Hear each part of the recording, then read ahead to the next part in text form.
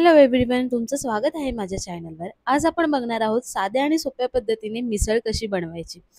तर ह्यासाठी सर्वात आधी आपल्याला इथे पाव कप किसलेलं कोरडं खोबरं घ्यायचं आहे। तुम्ही खोबऱ्याचे तुकडे पण घेऊ शकता। ते आपल्याला चांगले भाजून घ्यायचे आहेत, लालसर असे।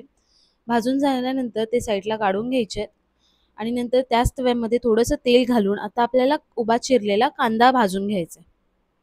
2 मोठे काप कांद्याचे घेतलेत मी। हे आपल्याला चांगले लालसर भाजून घ्यायचे आणि त्यामध्येच 4-5 लसूणच्या पाकळ्या आणि 1 आले बारीक चिरून घालायचे। त्यानंतर ह्यामध्ये 1 चमचा खसखस घालायची, तीही आपल्याला चांगली भाजून घ्यायची आहे। आता एक बारीक चिरलेला टोमॅटो यामध्ये घालायचा आहे, नरम होईपर्यंत चांगलं भाजून घ्यायचं आहे। आता नरम झाल्यानंतर ते मिक्सरच्या भांड्यामध्ये आपल्याला काढून घ्यायचं आहे। आता थंड झाल्यानंतर आपण याचं पेस्ट करणार आहोत। आता एक कढई घेऊन त्यामध्ये तेल घालायचं आहे। नंतर तेल गरम झाल्यानंतर यामध्ये 1 चमचा जिरं, कढीपत्ता आणि जिरं चांगलं तडतडल्यानंतर चांगलं तडतडून द्यायचं सर्वात आधी आणि नंतर आपण जो बारीक केलेला जो मसाला आहे तो घालायचा आहे,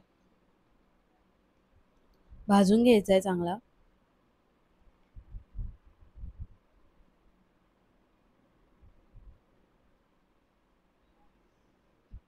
आता ह्यामध्ये आपल्याला काही मसाले घालायचे, त्यामध्ये धने पावडर, गोडा मसाला, लाल तिखट आणि जिरा पावडर आणि घरगुती मसाला वापरलाय मी इथे।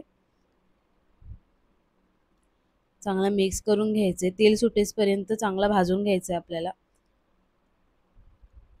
मसाला खाली लागू नये म्हणून मी थोडंसं पाणी घातलं होतं। तर चांगला भाजून झालेलं आहे आणि आता ह्याच्यामध्ये 250 ग्राम वाटाणे घातलेत। वाटाणे मी आधी शिजवून घेतलेत। चांगलं मिक्स करून घ्यायचं आणि आपल्याला लागेल तसं पाणी यामध्ये घालायचंय। मिसळ पातळच असते म्हणून थोडं जास्तच पाणी घालायचं। त्यानंतर यामध्ये चवीनुसार मीठ आणि थोडीशी हळद घालायची, अर्धा टीस्पून हळद पावडर घालायची आणि चांगलं मिक्स करून घ्यायचं। तुम्ही बघू शकता कन्सिस्टन्सी कशी आहे। त्यानंतर चांगली उकळल्यानंतर यामध्ये बारीक चिरलेली कोथिंबीर घालायची आहे आणि तुम्ही बघू शकता वरती मस्त असा कट आलाय आणि अशा प्रकारे आपली मिसळ तयार आहे।